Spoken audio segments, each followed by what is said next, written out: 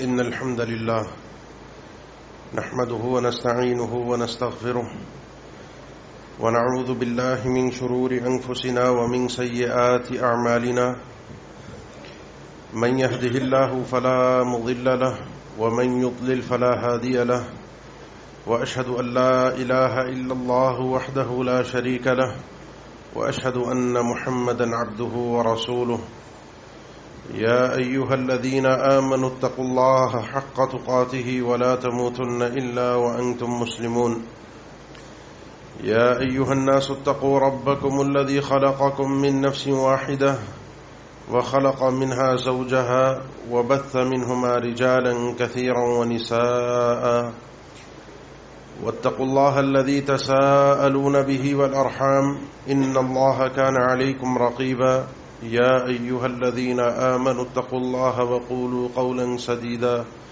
يصلح لكم أعمالكم ويغفر لكم ذنوبكم ومن يطع الله ورسوله فقد فاز فوزا عظيما أما بعد فإن أصدق الكلام كلام الله وخير الهدي هدي محمد صلى الله عليه وسلم وشر الأمور محدثاتها وكل محدثة بدعة وكل بدعة ضلالة وكل ضلالة في النار.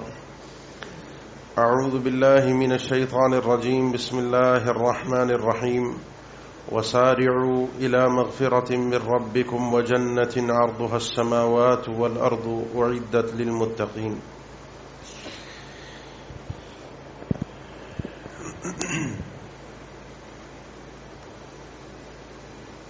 ایک مومن کا ہم اور غم، اس کی سوچ اور اس کا محور آخرت ہوتی ہے، اور آخرت کی کامیابی کے لیے اس دنیا میں مومن کوشش کرتا ہے.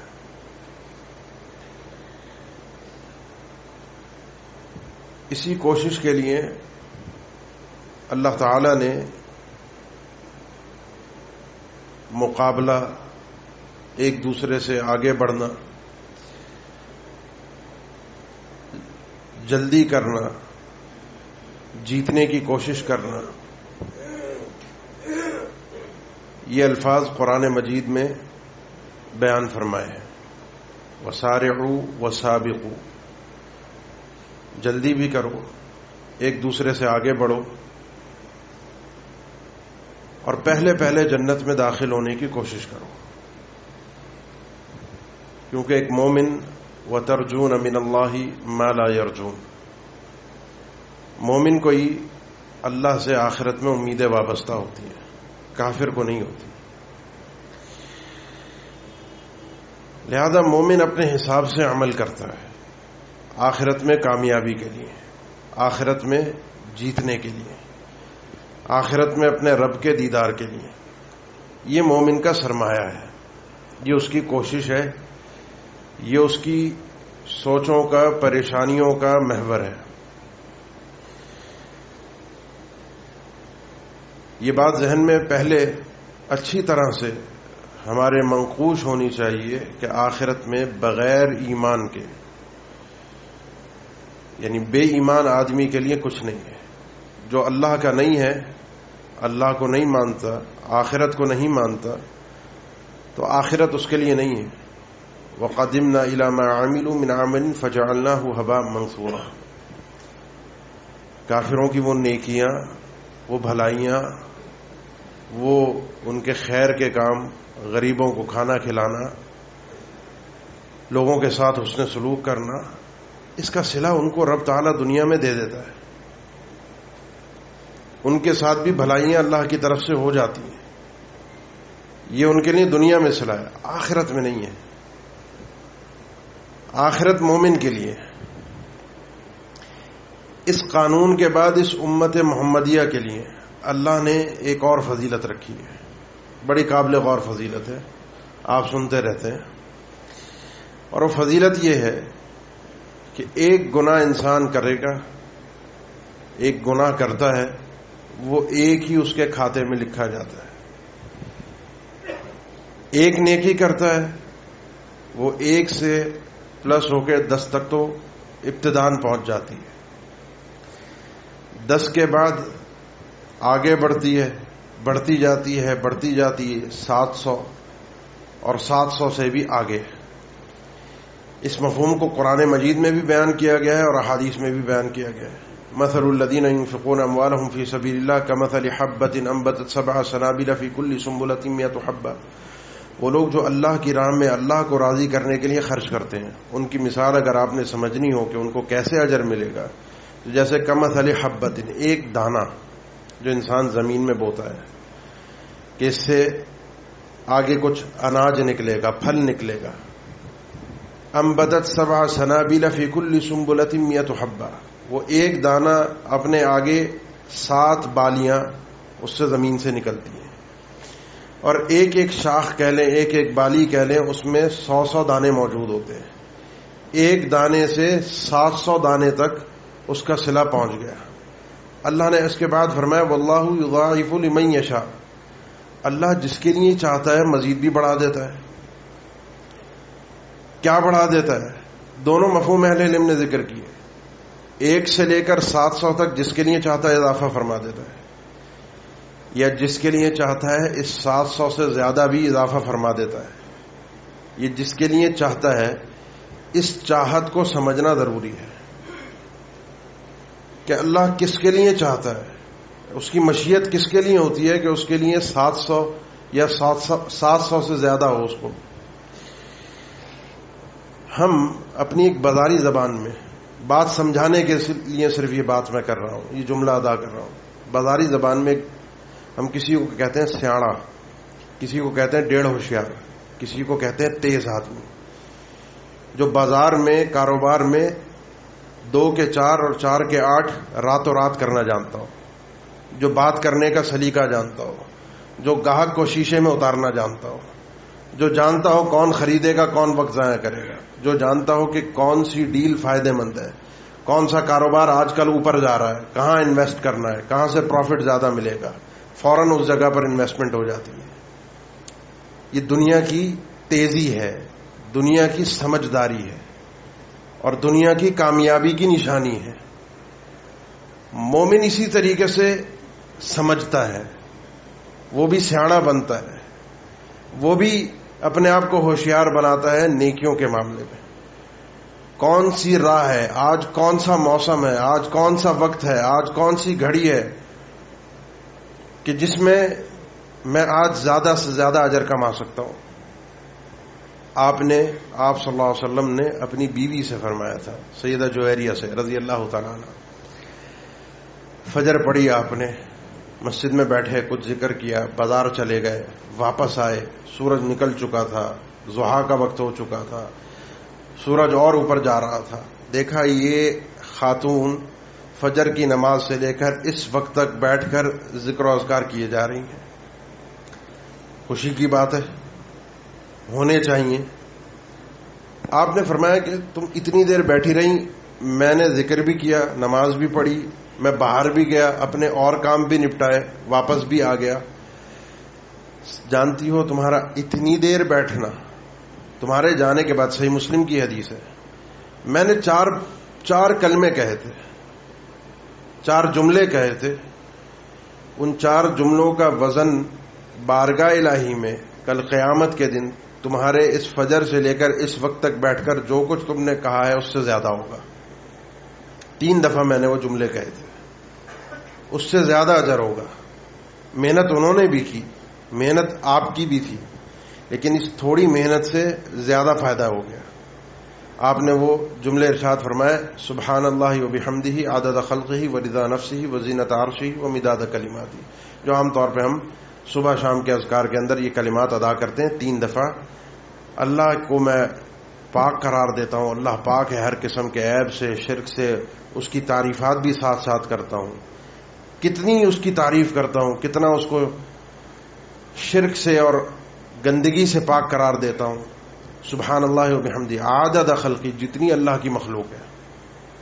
آج کل مریخ پہ پہنچنے کا ایک شوشہ اٹھا ہوا ہے، کائنات کو جانچا جا رہا ہے، یہ سب اللہ کی مخلوق ہے.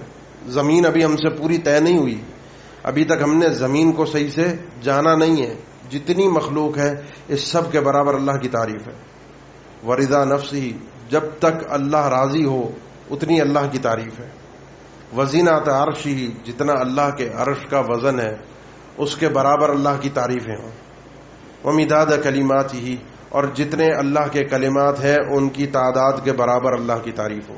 4 جملے کہے تھے کہ تمہاری اس ساری عبادت سے زیادہ وزن رکھتے ہیں. اس کو کہتے ہیں سمجھداری، جو ایک مومن کے اندر ہونی چاہیے کہ تھوڑے سے ٹائم میں، تھوڑے سے وقت میں میں کس طریقے سے آگے بڑھ سکتا ہوں.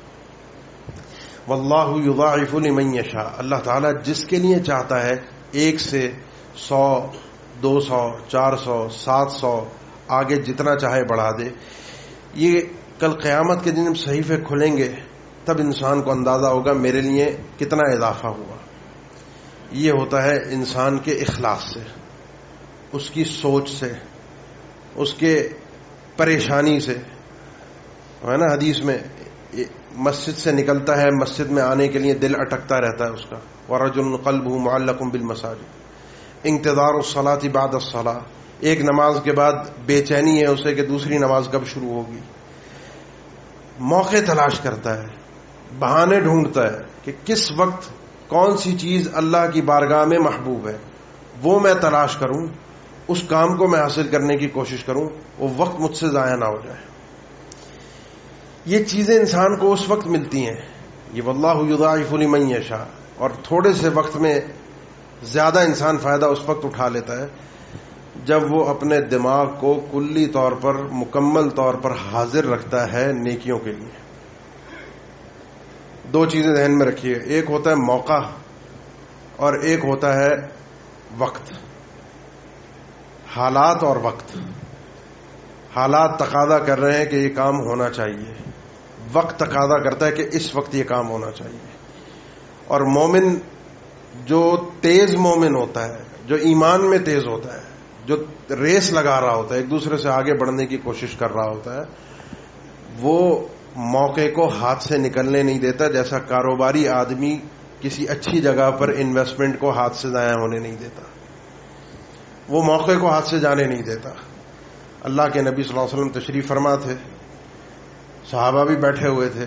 صحیح مسلم کی حدیث ہے، محفل تھی، اچانک کچھ لوگ آئے سفر سے جن کی حالت یہ تھی کہ کپڑے پھٹے ہوئے تھے، ان کے جسم پر بہت معمولی کپڑے تھے اور جو تھے وہ پھٹے ہوئے تھے، تلواریں لٹکی ہوئی تھیں، جسم سوکھا ہوا تھا، بھوک سے نڈھال تھے. آ کر بیٹھے، اللہ کے نبی صلی اللہ علیہ وسلم کا چہرہ تبدیل ہو گیا. یہ وہ موقع آ گیا. اس موقع کی جانچ، اس موقع کو بھانپنا، یہ مومن کا کام ہوتا ہے. جب اس کیفیت کو ایک صحابی نے دیکھا، اٹھے، خاموشی سے گئے، چند کھجوریں لا کر اللہ کے نبی صلی اللہ علیہ وسلم کے سامنے رکھ دی کہ ان کو جو کچھ میسر تھا دے دیا. جب ایک نے کیا تو ایک کے دیکھا دیکھی سب اٹھنا شروع ہو گئے، اور اچانک 2 ڈھیر لگ گئے، کپڑوں کے، اناج کے، کھانے پینے کی چیزوں کے. اللہ کے نبی صلی اللہ علیہ وسلم کا چہرہ کھلکھلا اٹھا، آپ کے چہرے پہ ایک رونق بحال ہو گئی.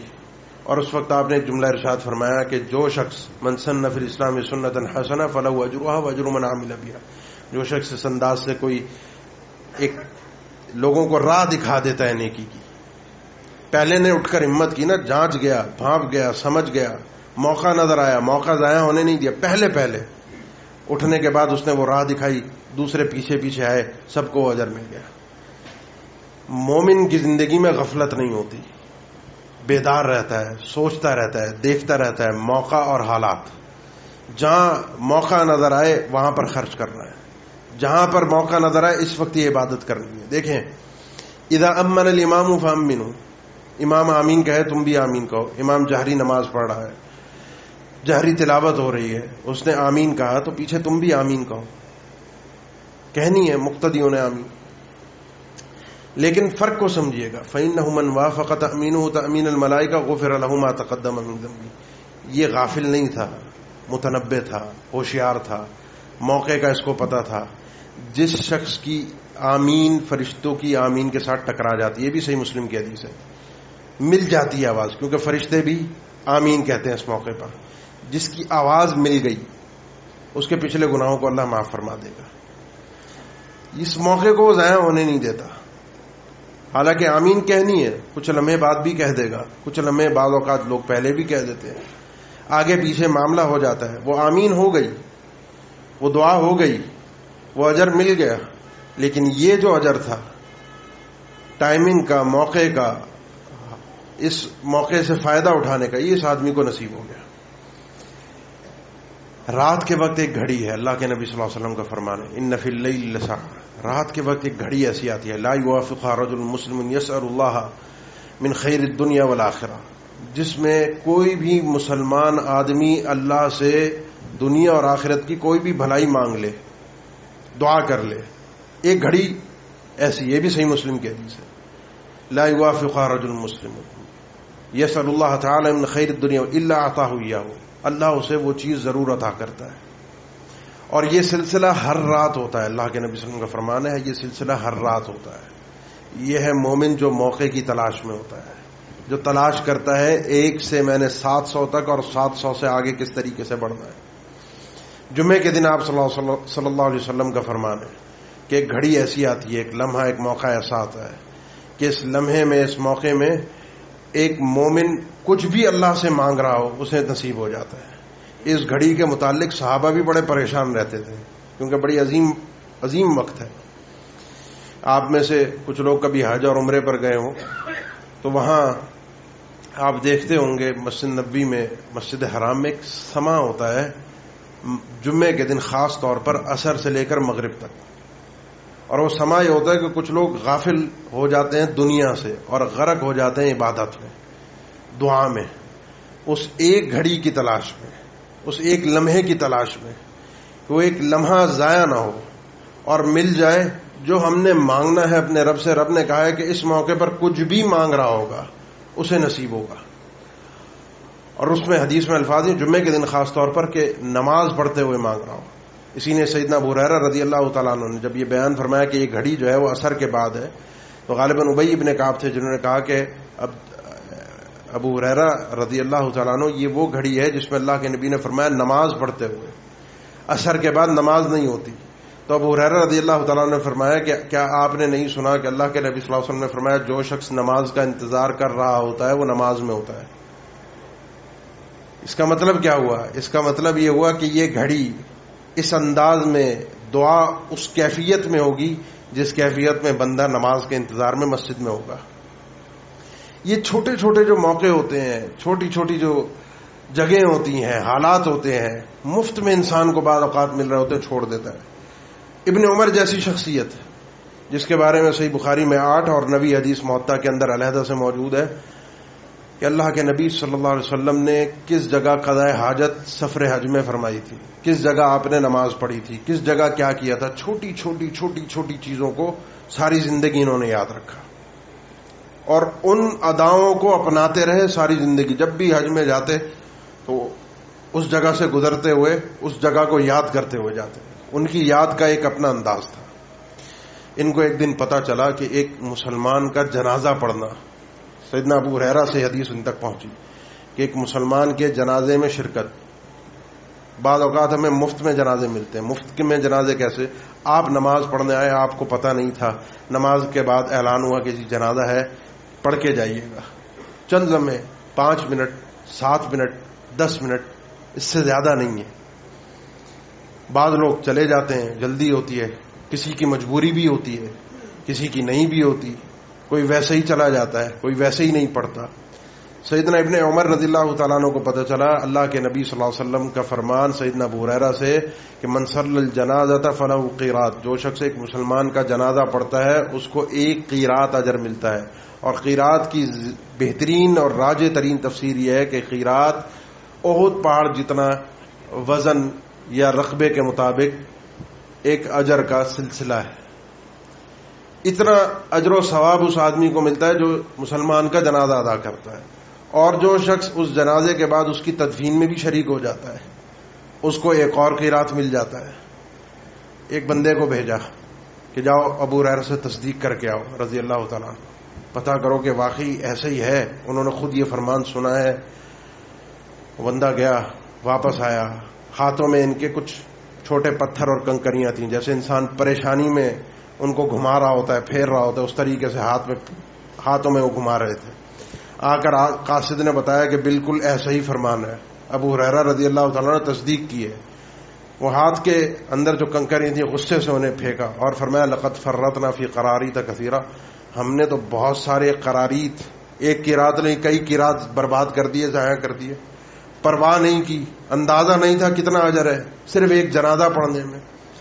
تلاش کر کے پہنچتے، ڈھونڈ کر پہنچتے، جا کر پڑھتے کہ یہ اجر اور نیکی ہم سے رہ نہ جائے. یہ ایک مومن کا شعار ہے. آپ احادیث کی کتب اٹھائیے، صحابہ اکرام کے سوالات دیکھیے، زیادہ تر صحابہ کے سوال یہی ہوتے تھے، ای الاعمال احب الی اللہ، ای العمل احب الی اللہ. کون سا اللہ کے نبی صلی اللہ علیہ وسلم عمل ہے جو اللہ کو سب سے زیادہ پسند ہے، اللہ کے نزدیک سب سے زیادہ محبوب ہے، اللہ سے سب سے زیادہ اجر کا باعث ہے؟ نیکی نہیں کرنی، نیکی میں وہ نیکی کرنی ہے جو کم سے کم ہو اور زیادہ سے زیادہ اس کا ثواب مل جائے، تھوڑے وقت میں بہت زیادہ نیکی کما جائے. اور اس کا طریقہ کار یہ ہے کہ موقع اور حالات اپنے ہاتھ سے جانے نہ دیں، ان مواقع کو ضائع ہونے نہ دیں. وہ پتہ ہو آپ کو کہ کون سا موقع ہے، کون سا لمحہ ہے جس وقت میں نے خرچ کرنا ہے، جس وقت میں نے عبادت کرنی ہے، جس وقت میں نے دعا کرنی ہے، جس وقت میں نے بھلائی کرنی ہے، جس وقت میں نے نیکی کرنی ہے. لا يستوي منكم من انفق من قبل الفتح وقاتل اولئك اعظم درجة من الذين انفقوا من بعد وقاتلوا وكلا وعد الله الحسنى. یہ اللہ نے صحابہ اکرام کے متعلق فرمایا وہ لوگ جو فتح مکہ سے پہلے اسلام لے آئے تھے، جنہوں نے جہاد کیا تھا، جنہوں نے اللہ کی راہ میں خرچ کیا تھا، یہ پہلے والے، اور جو بعد میں اسلام لے کر آئے انہوں نے بھی خرچ کیا، وہ بھی جنگوں میں شریک ہوئے. یہ دونوں برابر نہیں ہیں. پہلے کے حالات اور تھے، بعد کے حالات اور ہیں. پہلے کے حالات مشکل تھے، کٹھن تھے. فتح مکہ سے پہلے اسلام آسان نہیں تھا. جو لایا وہ اپنے جگرے پر لایا، جو لایا وہ اپنے جان کو ہتھیلی پر رکھ کر لے کر آیا. بعد میں بھی جو لایا اس کا اسلام بھی قبول ہے. وَكُلًّا وَعَدَ اللَّهُ الْحُسْنَى. یہ سب کے سب جنت ہی ہیں. ان سب کے ساتھ اللہ نے جنت کا وعدہ کر لیا ہے، لیکن برابری نہیں ہوگی، کیونکہ جو پہلے جنہوں نے نیکیاں کی ہیں کٹھن حالات میں، مشکل حالات میں، اور جنہوں نے بعد میں آسانیوں میں، آسائشوں کے اندر نیکیاں کی، یہ دونوں برابر نہیں ہو سکتے. نیکیاں حالانکہ جہاد ہے، وہی خرچ کرنا ہے، لیکن برابری نہیں ہے. حالات میں، کیفیت میں، موقع میں فرق تھا، لہذا ان کا اجر زیادہ ہے، ان کا اجر وہ نہیں ہے. یہ 1 سے 700 اور 700 سے زیادہ کا فلسفہ اگر آپ کو سمجھ میں آ رہا ہو تو. اللہ کے نبی صلی اللہ علیہ وسلم نے جب اعلان کیا کہ اس لشکر کو جیش العسرہ، جو حالات تنگ ہیں، مشکل ہے، پریشانی ہے، کچھ ہے نہیں، تیاری کے لیے فنڈ کی ضرورت ہے، کون دے گا؟ کھڑے ہوئے ایک شخص، کہا کہ میری طرف سے 100 اونٹ. فرمایا کون دے گا؟ اور فرمایا ایک اور میری طرف سے 100 اونٹ. کون دے گا؟ 300 اونٹ. اور وہ تھے سیدنا عثمان ابن عفان. آپ نے فرمایا آج کے بعد یہ آدمی وہ ہے جس نے، آپ نے پہلے اعلان فرمایا تھا، من جہز جیش العسرتی فلہ الجنہ. جو شخص آج اس لشکر کو تیار کرنے میں مدد کرے گا، ساتھ دے گا، تعاون کرے گا، کیونکہ حالات مشکل ہیں، اس کو میں جنت کی ضمانت دیتا ہوں. 300 اونٹ دیے. آپ نے فرمایا آج کے بعد سنو عثمان، تم آج کے بعد کوئی بھی کام کرو، کوئی بھی گناہ کرو، تمہیں وہ گناہ نقصان نہیں پہنچائے گا، تمہیں اس گناہ کی وجہ سے کوئی پوچھ نہیں ہوگی. اس موقع پر نیکی تمہارے ایمان کی نشانی ہے. یہ موقع تھا، اٹھ گئے، کہہ گئے، موقع ہاتھ لگ گیا، جنت مل گئی. یہ موقع ہوتے ہیں مومن کی زندگی میں اسے تلاش کرنے کے. مومن جب یہ سوچتا پھرتا ہے، دماغ میں یہی گھماتا رہتا ہے، اس لیے ہم اور غم اور اپنی پریشانی کو لے کر بیٹھا ہوتا ہے کہ موقع وہ کون سا ملے گا کہ جس میں میں کم سے کم وقت میں جنت کا ٹکٹ حاصل کر سکتا ہوں. کون سا موقع ہے جس میں 1 سے لے کر 1 نیکی کو 700 تک پہنچا سکتا ہوں. وہ کون سا موقع ہے جو 700 سے زیادہ آگے بھی بڑھ سکتا ہے. اس میں موقع ہے، حالات ہیں، اور سب سے بڑھ کر 2 چیزیں ہیں، اور وہ ہے آپ کا اخلاص اور آپ کا اللہ کے نبی صلی اللہ علیہ وسلم کے طریقے کے مطابق عمل کرنا. یہ 2 چیزیں اضافی ہیں موقع اور حالات کے ساتھ. یہ بات ذہن میں رکھیے. جتنے مخلص ہو کر اللہ کے لیے عمل کریں گے، جتنے مخلص ہو کر، اتنا ہی یہ چیز انسان کو فائدہ پہنچائے گی. اور جتنا سنت کے مطابق وقت میں، انداز میں، طریقے میں، کیفیت میں، تعداد میں، ہر انداز اور اسلوب میں اللہ کے نبی صلی اللہ علیہ وسلم کے طریقے کو اپنائیں گے اتنا ہی انسان کے لیے فائدہ ہوگا. اور آخر میں اگر یہ آپ کی نیت ایسی ہو جائے، آپ سوچ سوچ کر اتنے سیانے بن جائیں، اتنے ہوشیار ہو جائیں، اتنے تیز ہو جائیں کہ اپنی نیکیاں تو نیکیاں، اپنے دنیاوی کاموں کو بھی آپ عبادت میں بدلنے لگے. جو دنیا کا کام ہے وہ بھی عبادت ہو، وہ بھی نیکی ہو. اسی لیے اللہ کے نبی صلی اللہ علیہ وسلم جب صحابہ کو بیان فرمایا کہ ایک آدمی میاں بیوی کے جو خاص معاملات ہوتے ہیں اس میں بھی اسے اجر ملتا ہے، فی بضع احدکم صدقہ، اس میں بھی اجر و ثواب ہے. صحابہ نے حیرت سے پوچھا یاتی احدنا شہوتہ ولہ فی اجر، اللہ کے نبی یہ تو کام ایسا ہے کہ جس میں کہاں انسان کا اخلاص، کہاں رضا، یہ باتیں ہیں ہی نہیں دور دور تک، اس میں بھی اس کو اجر ملے گا. فرمایا سوچو، اس کے پاس موقع ہے، حالات ہے، پیسہ ہے، سب کچھ ہے، جانتا ہے کہاں گناہ ہوتا ہے، کہاں غلط راستے ہیں، نہیں جاتا، اور یہ کام وہ حلال طریقے سے اللہ کے حکم کی وجہ سے پورا کرتا ہے، حرام کی طرف نہیں جاتا، حلال کی طرف آتا ہے. تو کیا حرام کو چھوڑنے میں، اللہ کی رضا کے لیے حلال کی طرف آنے میں اس کو اجر نہیں ملنا چاہیے؟ یہ ہیں حالات، یہ ہے مومن.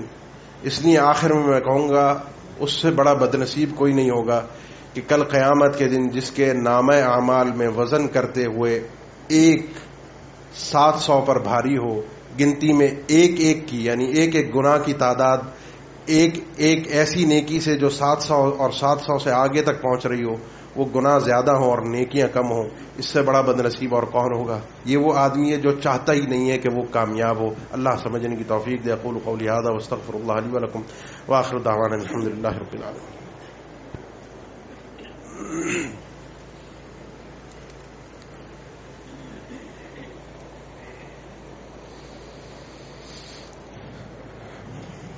الحمد لله على إحسانه والشكر له على توفيقه وامتنانه وأشهد أن لا إله إلا الله وحده لا شريك له تعظيما لشأنه وأشهد أن محمدا عبده ورسوله الداعي إلى رضوانه صلى الله عليه وعلى آله وأصحابه وإخوانه وسلم تسليما كثيرا. أما بعد، یہ گفتگو جو آپ کے سامنے ہوئی اسے کہا جاتا ہے سمجھداری، فقہ.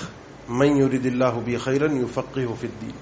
جس شخص سے اللہ تعالیٰ بھلائی کا ارادہ فرماتے ہیں اسے دین میں سمجھ عطا کر دیتے ہیں. اور دین کی سب سے بڑی سمجھ یہی ہے کہ انسان کو یہ تمیز آ جائے کہ کہاں کس کام سے جلدی اللہ راضی ہوگا، کس کام میں جلدی ثواب ہے. اپنی سمجھ کو، اپنی ہوشیاری کو، اپنی عقل کو، اپنے دماغ کو تیز کیجیے، آگے بڑھائیے، ضرور بڑھائیے، لیکن یہ ساری تیزی اور ساری ہوشیاری دین کے معاملے میں رکھیے. کامیابی کی، آگے بڑھنے کی ایک دوسرے سے کوشش کیجیے. اللہ عمل کی توفیق دے. یہ ایک ہمارے ساتھی ہیں، ادارے کے ساتھ بھی منسلک ہیں، اشتیاق مدنی صاحب، کافی عرصے سے ان کی طبیعت ناساز ہے. دعا کی درخواست بھی آئی ہے، اللہ تعالیٰ انہیں بھی صحت دے، اور بھی جو بیمار ہیں اللہ تعالیٰ تمام بیماروں کو صحت دے. اللہ اس ملک کی حفاظت فرمائے. اللہ عالم اسلام میں مسلمانوں کو عزت اور توقیر نصیب فرمائے، اور جو پریشان حال ہیں اللہ ان کی پریشانیوں کو دور فرمائے. ان الحمد للہ نحمده ونستعینه ونستغفره ونعوذ باللہ من شرور انفسنا ومن سیئات اعمالنا من يهده الله فلا مضل له ومن يضلل فلا هادي له واشهد ان لا اله الا الله وحده لا شريك له واشهد ان محمدا عبده ورسوله. اللهم صل على محمد وعلى ال محمد كما صليت على ابراهيم وعلى ال ابراهيم انك حميد مجيد. اللهم بارك على محمد وعلى ال محمد كما باركت على ابراهيم وعلى ال ابراهيم انك حميد مجيد. عباد الله، ان الله يأمر بالعدل والإحسان وإيتاء ذي القربى وينهى عن الفحشاء والمنكر والبغي يعظكم لعلكم تذكرون. فاذكروا الله الجليل يذكركم واشكروه على آلائه ونعمه يزدكم ولذكر الله أكبر والله يعلم ما تصنعون.